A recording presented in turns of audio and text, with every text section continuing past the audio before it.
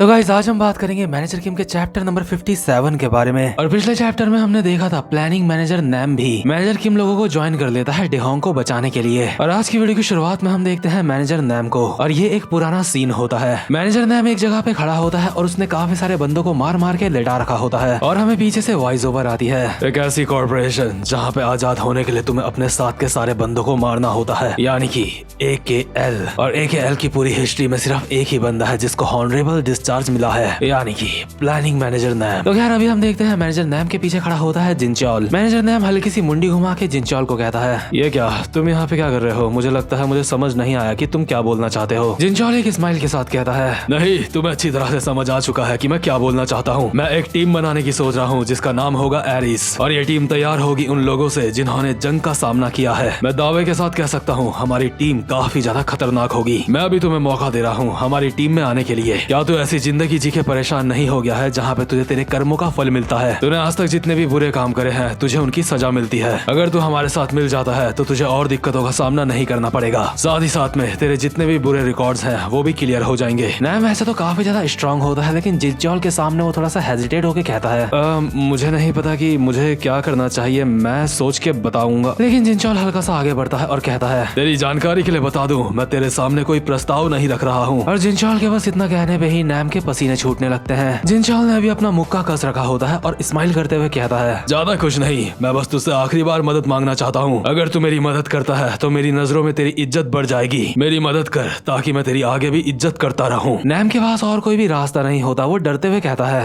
हाँ चलो ठीक है, मान लेते हैं कि मैं तुम्हारे साथ मिलने के लिए रेडी हूँ, लेकिन जो तुम्हारा दोस्त है वो मुझे पसंद नहीं करता। कहीं से कोई दिक्कत तो नहीं होगी? मैंने तुम्हारी दोस्त की बेटी के साथ बहुत ही बुरा किया। मैंने जो कुछ भी किया था उससे तुम्हारे दोस्त का परिवार तबाह हो सकता था। मुझे लगता है मैंने जो कुछ भी किया था वो माफी के लायक नहीं है। कभी कभी मैं सोचता हूँ जो कुछ भी मैंने किया था वो बहुत गलत था। लेकिन जिनचॉल को फालतू की बातों में कोई भी इंटरेस्ट नहीं होता। जिनचॉल अभी कॉल पे मैनेजर किम से बात कर रहा होता है और कहता है, हेलो, हाँ हम बात कर सकते हैं। कौन? मैं? अरे मैं बिल्कुल बढ़िया हूँ। ओह क्या सच में? तुम बिल्कुल सच बोल रहे हो? अरे हाँ, वो कोई ज्यादा बड़ी बात नहीं थी, उसकी चिंता करने की जरूरत नहीं है। तो तुम्हें किसी की जरूरत है जो तुम्हारी मदद करे? ठीक है, तुम उस बंदे को काफी अच्छी तरह से जानते हो, मैं बाकी के डिटेल्स टेक्स्ट में भेजता हूँ। तभी नैम जिनचॉल को कहता है, हे आखिर तुम क्या कर रहे हो? जिनचॉल स्माइल के साथ कहता है, क्या तुम्हारा इससे क्या मतलब है? मैं बस तुम्हारे कंधों से थोड़ा सा बोझ कम कर रहा हूँ। लगता है मेरे दोस्त ने एक नई जॉब करना स्टार्ट करा है और वहाँ पे उसे तुम्हारी मदद चाहिए। मैंने तुम्हारे बारे में उसे पहले ही बता दिया है, जब भी उसका कॉल तुम्हें आएगा तुम उसकी मदद करने के लिए चले जाना, और जो भी तुम्हें वो मिशन देगा उसको एक एंट्रेंस टेस्ट समझना। अगर तुम इस टेस्ट को पास कर लेते हो तो तुम हमारी टीम का एक हिस्सा बन जाओगे। बताओ, ये सुनने में काफी ज्यादा मजेदार लगता है ना? और अभी जो मैनेजर नैम होता है पहुंच चुका होता है मैनेजर किम के पास। मैनेजर नैम अभी खुद से बोल रहा होता है, मैंने उन लोगों की टीम को शामिल किया है जो कभी मेरे दुश्मन थे। अभी नैम का एक हाथ उसके कान में होता है और वो मैनेजर किम को कहता है, मुझे काफी चिंता हो रही थी कि तुमने मुझे इस तरह से कॉल किया। मैं हैरान हूँ, हमें तो बस एक हाई स्कूल की लड़की को ढूंढना है। मैनेजर किम नैम को कहते हैं, जिनचॉल ने मुझे तुम्हारे बारे में बताया था, उसने कहा था कि तुम हमारी मदद कर सकते हो। तभी जो शोंगहो होता है जिसको अपनी औकात का अंदाजा नहीं होता मैनेजर नैम के सामने, वो जाने अनजाने में नैम को देख के बोल पड़ता है, बॉस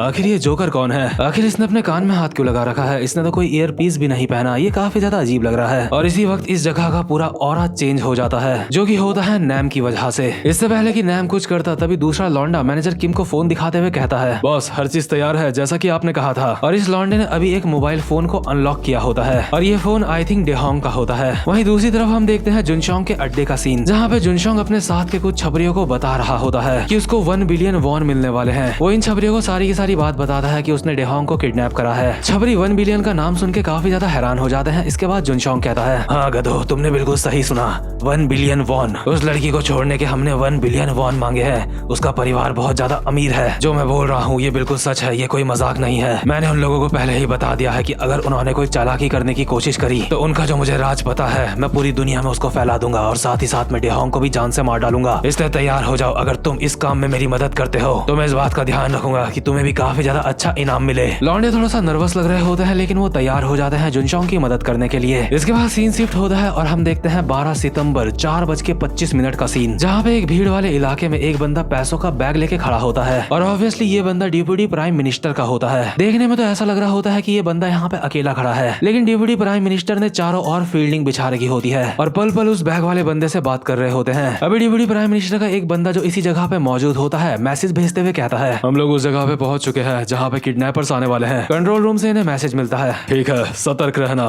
लापरवाही बिल्कुल मत करना। वो किडनैपर्स कुछ टीनेजर्स हैं जो पैसे के लिए सब कुछ कर रहे हैं। वो लड़के गर्म खून के हैं, इसलिए हम कुछ भी नहीं कह सकते कि वो क्या करेंगे। बैग वाला बंदा कहता है, जी सर मैं समझ गया। कंट्रोल रूम से चीफ ऑफ स्टाफ कहता है, वो टीनेजर्स जरूर आसपास ही छुपे हुए होंगे या फिर ऐसा भी हो सकता है वो चालाकी करके बस बैग को लेके भाग जाए। आगे जो कुछ भी होता है हमें हर चीज के लिए तैयार होना होगा। बैग वाला बंदा कहता है, जी सर मैं समझ गया। इतने में ही इस बैग वाले बंदे के पीछे से 3 बाइक में 3 लौंडे आते हैं और ऑब्वियसली ये जुनशोंग लोग ही होते हैं, जिन्हें देख के बैग वाला बंदा काफी ज्यादा सतर्क हो जाता है। लेकिन सतर्क होने के लिए काफी ज्यादा देर हो चुकी थी। बाइक वाला बंदा एक बैट मारता है इस आदमी के सर पे, जिससे इस आदमी का सर वहीं पे फूट जाता है और यह आदमी जमीन में गिरने लगता है और इसके हाथ से बैग भी छूट जाता है। इतने में डिप्टी प्राइम मिनिस्टर के बाकी के बंदे हेडक्वार्टर्स में मैसेज देते हुए कहते हैं, यहाँ पे कुछ बाइक सवार लोग आ गए हैं, लगता है यही किडनैपर्स हैं। चीफ ऑफ स्टाफ चिल्ला रहा होता है, गधो बैग कहाँ है, जल्दी से बैग को अपने कब्जे में लो। लेकिन इतने में ही जो जुनशोंग होता है बैग को हवा में ही पकड़ लेता है और चीफ ऑफ स्टाफ अपने बंदों को कहता है उस बाइक वाले का पीछा करने के लिए। जुनशोंग बाइक भगाते भगाते ही हल्की सी बैग की चेन खोलता है और कंफर्म करता है कि इसमें पैसे हैं या फिर नहीं, और इस बैग में सच में 1 बिलियन वॉन पैसे होते हैं। और जैसे ही जुनशोंग को ये कंफर्म होता है वो अपने बाकी साथियों की डायरेक्शन से कट लेता है। जुनशोंग के साथ के बंदे चिल्ला रहे होते हैं, हे जुनशोंग आखिर तुम कहाँ जा रहे हो। लेकिन जुनशोंग अपने साथियों को छोड़ के भाग चुका होता है और कहता है, बेवकूफो क्या तुम्हें सच में लगा था ये पैसे मैं तुम्हारे साथ बांटने वाला हूँ।